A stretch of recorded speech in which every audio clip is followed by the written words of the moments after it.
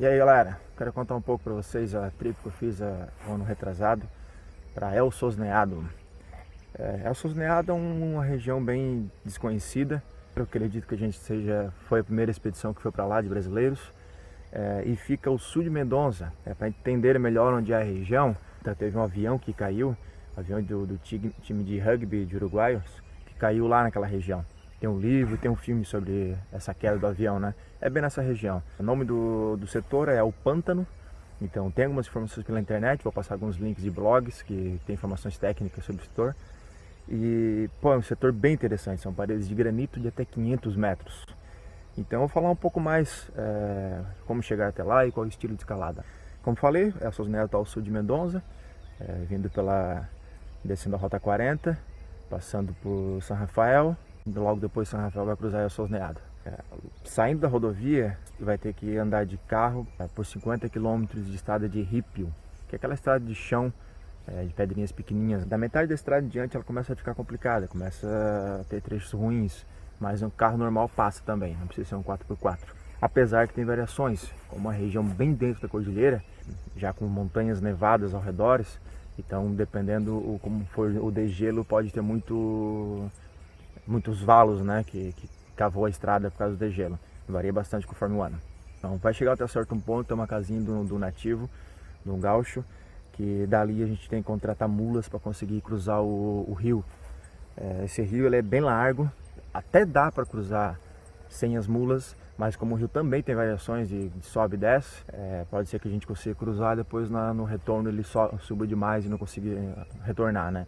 Então é bom contratar a mula. Na verdade não é mula, é cavalo. A gente pagou pelo cavalo, ele não estipula um preço para ti, a gente pagou 800 pesos para cruzar a gente. Estávamos em 4 escaladores, então acho que foi umas 10 viagens entre equipamentos e os escaladores, né, para conseguir cruzar o rio. Uns velhinhos bem gente boa, fez um churrasco para nós, aquele fogo de chão, bem receptivos, né? Eles gostam bastante de visitas lá, apesar de ser um setor pouco conhecido, pouco visitado. Na temporada que a gente estava lá, foi apenas 3 escaladores para lá, 3 equipes de escaladores. É pouco conhecido ainda, pouco visitado e muito potencial. Existe bastante vias abertas, mas muito para ser aberta ainda. E vias de qualidade.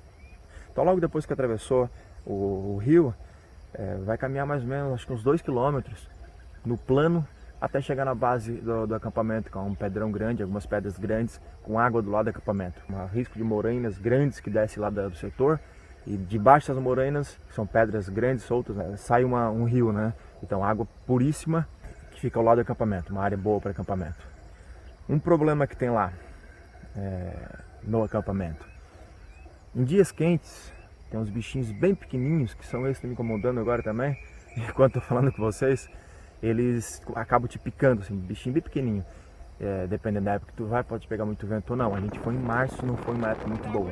Então o ideal lá é que seja entre dezembro e janeiro, os 2 meses. Fevereiro já está chegando o limite, em março começa a entrar vento muito forte, que já começa a entrar nevascas também. Tanto que a gente estava lá e já estavam retirando todos os gados e cavalos que estavam no meio da cordilheira para levar para a cidade, porque onde a gente está no inverno, dá mais de 2 metros de neve.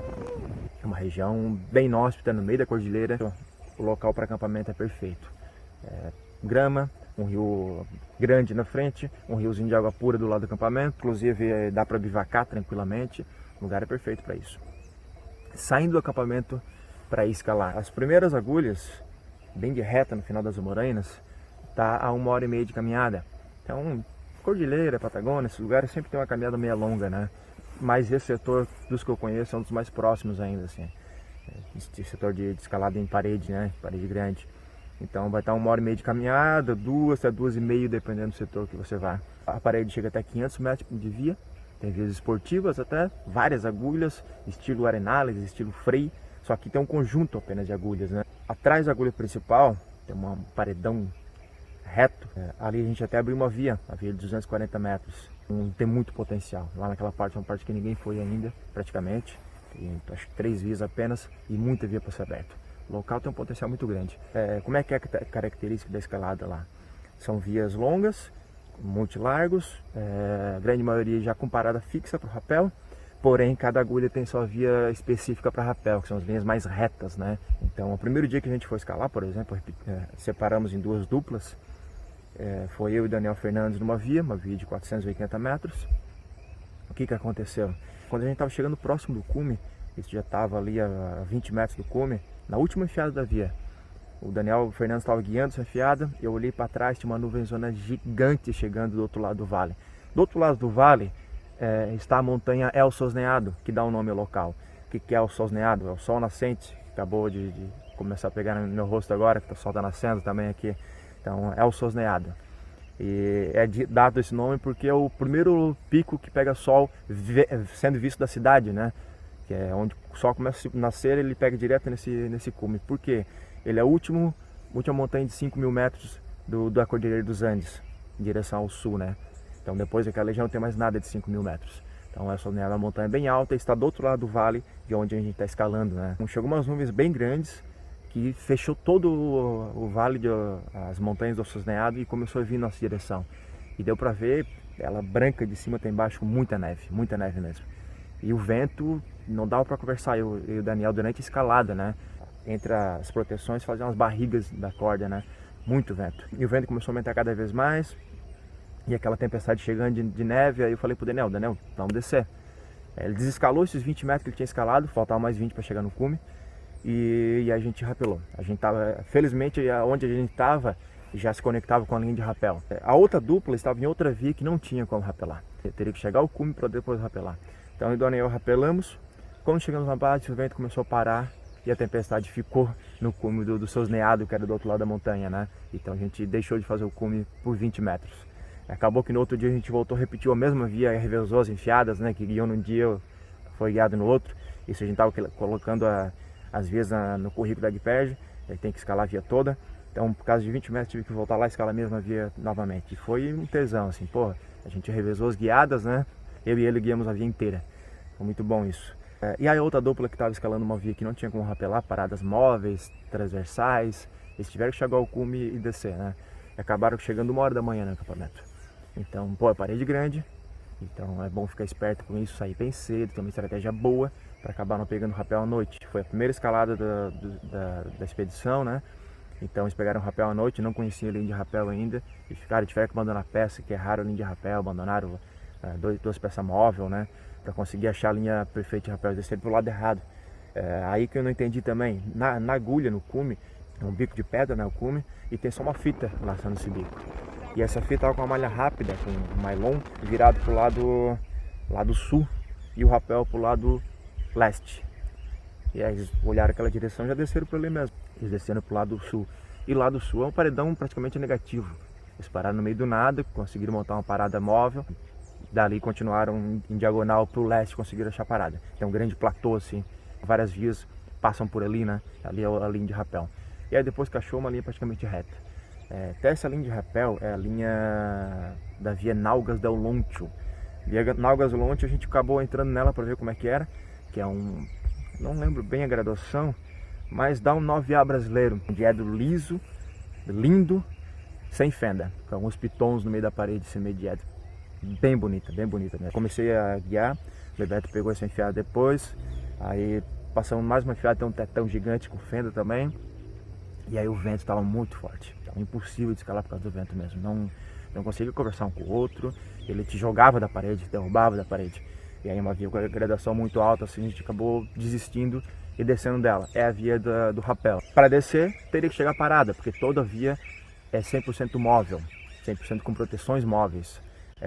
Se não entende o que é proteções móveis, no vídeo anterior eu expliquei o que são fendas e proteções móveis, né? Chegando nas paradas, consegue descer tranquilamente com 2 cordas. Então a característica do setor são essas paredes maiores, o filé, né, deles são as paredes maiores, 450 até 500 metros de parede de via, né? Isso é bem interessante, tem pouco isso naquela região da Cordilheira de Mendonça e tal. Até tem arenários, tem algumas coisas, mas a maioria das vias são 200 metros, né?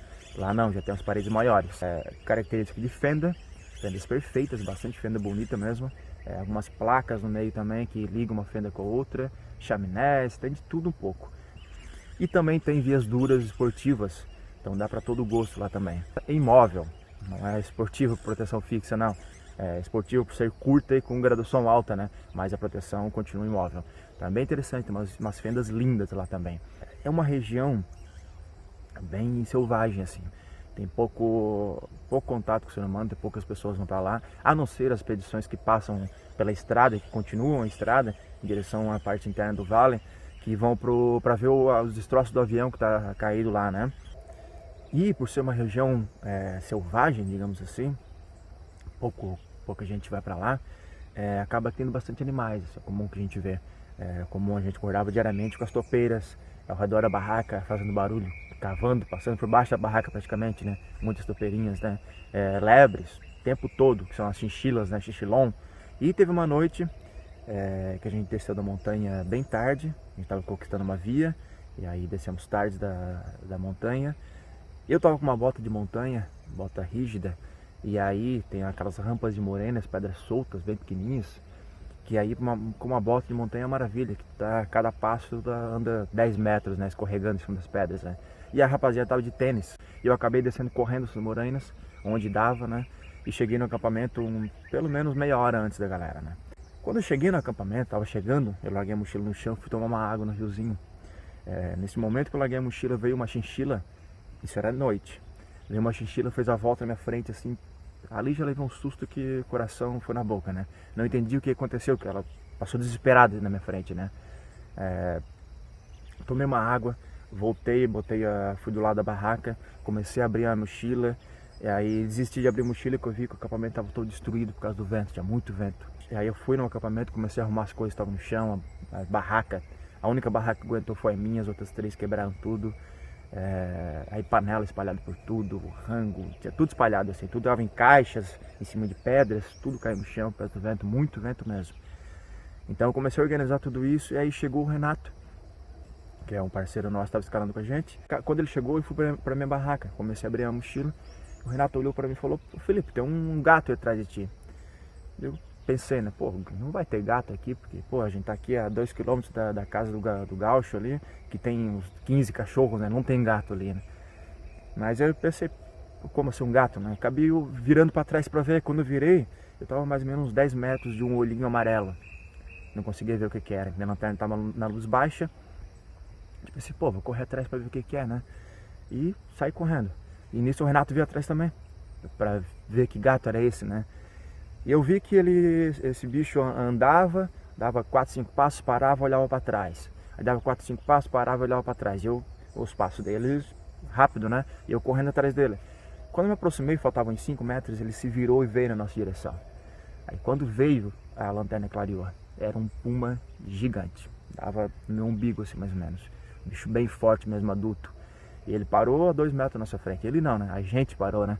A gente parou de correr, levantou os braços, deu um berro, assim, já no instinto mesmo. E ele ficou paradão na nossa frente por um tempo. Então deu pra ver que o bicho não tava assim pra brincadeira. Ele tava ali, não foi atacar em nenhum momento, mas aí foi naquele caso, né? Se tu vier, eu tô aqui, né?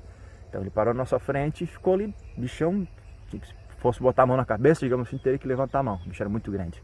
E aí ele ficou parado, saiu caminhando, deu uma volta, voltou, passou na nossa frente novamente e foi subindo as morenas, né? Aí nesse momento eu botei a lanterna na alta para ver perfeitamente o corpo dele, todo perfeito assim. E ele foi subindo as morenas, a gente ficou marcando ele e a gente voltou para o acampamento, viu que ele foi embora, né? Voltamos para o acampamento, chegou o Daniel e o Bebeto, a gente começou a contar a história, todo empolgado, pá, puma, tal. Aí eu olhei pro lado, na hora que eu virei pro lado, ele tava passando 15 metros do acampamento. Ele passou devagarinho, como se não fosse nada, deu a volta e começou a vir em direção ao acampamento de novo. Aí a gente se assustou, quis espantar ele para não vir em direção ao acampamento, né? E ele sentou, ficou sentadinho, acho que uns 15 minutos pelo menos, do lado do acampamento, sentadinho olhando a gente. Então, para entender como é um local assim que ele nem sabe o que é aquilo direito, né? O que são aquela pessoal que tá ali, né? E aí no dia seguinte eu fui conversar com o Gaúcho, que estava mexendo com os gados, estava recolhendo os gados para levar para a cidade. Falei para ele, né, do fato. E ele falou que está lá há 15 anos, em 15 anos ele viu apenas uma vez o puma. Mas não existe lá na região registro de ataque de puma, né? Bem tranquilo, são curiosos mesmo, né? É uma região bem interessante, assim. E são características de agulhas, né? São agulhas encostadas na parede. Chega no cume, é um totemzinho mesmo de agulha, né? Geralmente os rapéis do final é uma fita laçada o cume da agulha. Fora o rapel do cume, geralmente o restante tudo parada fixa, é bom para rapelar. levem 2 cordas para rapel, para escalada também. Uma corda dupla é legal, tem muito a ver com travessias, com diagonais, que vai zigue-zagueando, né? Então uma corda dupla vai facilitar bastante. Na verdade, não só lá, escalada em Patagônia, de Cordilheira inteira, sempre escala com 2 cordas. Agiliza durante a escalada, desde que sabe a técnica de escalar com 2 cordas, né? Não sabe a técnica, vai te enrolar mais ainda. Inclusive vai ser um vídeo que eu vou fazer sobre como escalar com 2 cordas. Então fica aí a dica no setor diferente. Acredito que nenhum mais brasileiro foi para lá ainda, além da gente. Bastante via para ser escalada, bastante via para ser conquistada, parede grande de até 500 metros. Exige uma boa logística de escalada, né? De sair caminhando cedo, ou bivacar na base das paredes. Mas quem está escalando assim bem uma dupla, ele consegue escalar tranquilamente, saindo do acampamento, escalando e voltando para o acampamento. Geralmente volta à noite para o acampamento. As aproximações, como eu falei, em torno de 2 horas de caminhada, pode levar até 3 horas. O acampamento é todo estruturado entre aspas, né? Na montanha, né? Mas com local para te ficar embaixo de pedra, gramadinho bom para te armar a barraca, com água do lado. E saindo do acampamento em direção ao final do vale, sair do vale, digamos assim, caminhando, mais ou menos 1 hora de caminhada para chegar numa laguna que é linda, bem linda mesmo, assim. Profundo, tu consegue ver todo o fundo da laguna, né? E dá para tomar uns banhos lá. Então fica muito tempo lá, quiser tomar um banho de laguna, dia de descanso, foi o que a gente fez. Perfeito, assim, caminhadinha legal até lá, com visual da face, deixa eu lembrar, sul da parede. Da face que a gente abriu uma via, então tem um visual muito bom, inclusive foi de lá que a gente tirou as fotos e viu as possibilidades de escalar naquela face, né? Depois de onde a gente abriu a via, tem mais umas agulhas lá atrás ainda, que fazem cume, bem interessante, a gente acabou não indo para lá, mas o visual dela é bem interessante. Então tem muitas vias para ser escalada, muita via para ser conquistada, local com grande potencial, vias duras como a via que a gente entrou, que é Nalga del Lontio. Inclusive tem um vídeo de uma menina da Argentina mandando essa via, é um projeto legal assim, que chega um 9A brasileiro, então dá para mandar ela assim. E aquele estilo 9A em estilo de montanha, né? Proteções com pitons, com grampos passados um do outro, bem interessante mesmo. Ali é um desafio assim, não dá para roubar, por exemplo, tem que mandar o grau mesmo, porque senão a distância das proteções você não consegue passar de uma proteção para outra. Não que seja uma queda que vai se machucar, que é uma parede limpa, negativa, com os tetos, mas vai voar. Inclusive na primeira enfiada que eu guiei, eu errei além da via, eu saí numa fenda perfeita e não olhei para cima, fui só aqui entalando e subindo e tal, e aí passei direto para a direita numa fenda, eu virei para a esquerda, aí só vi o Daniel berrando, tá errado, lá da base, né? E aí eu tive que desescalar, eu fui abrir as pernas assim para pegar na outra fenda e escorregou o pé. E aí tive uma queda com a mão entalada assim, entalei a mão embaixo e fui passar dela, né? E aí cortei a mão toda aqui em cima. Então é bom ficar esperto com isso, foi uma quedinha boa até, para conseguir voltar pro erro que tinha cometido de errar a linha da via, né? Então tem fendas contínuas perfeitas, a gente vai entalando e só vai subindo, né? Mas olhem para cima na fase que eu fiz, né? Mas mesmo assim a gente conseguiu continuar escalando tranquilamente e só paramos por causa do vento mesmo. Não esqueça que a gente tem que pagar o acesso para conseguir cruzar o rio. Eles não cobraram valor específico, né? Mas como está aumentando o número de pessoas que estão indo para lá, provavelmente hoje já tem um valor específico para cruzar. A gente pagou 800 pesos para cruzar. Até uma história interessante. Estava cavalgando lá com a pessoa que fez o cruze nosso do rio, um senhorzinho. E aí eu perguntei, ele tinha centenas de cavalos, tem centenas de cavalos, né? Eu perguntei para que é aqueles cavalos todos, né? Não é para a lida dele, né? Ele falou que é para venda. Ele vende os jovens para cavalgada, né? E os velhos ele vende no valor geralmente de 800 pesos, que foi o que a gente pagou para fazer o curso. Se eu soubesse, a gente tinha comprado um cavalo. E estava lá para cavalgar para um lado e para o outro ainda, né? Deu no final, que era mais vantagem. Mas enfim, aí eu perguntei, tá, mas o que fazem com cavalos velhos, né? Ele respondeu que é para embutidos. Então fiquem espertos quando for comprar embutidos na Argentina, que você pode estar comendo um cavalo velho. Me assustou um pouco assim. É isso aí, galera. Vou deixar na descrição alguns links sobre blogs e vídeos da região. E se tiverem mais dúvidas, pode me chamar que estou disponível a responder. Valeu, até a próxima.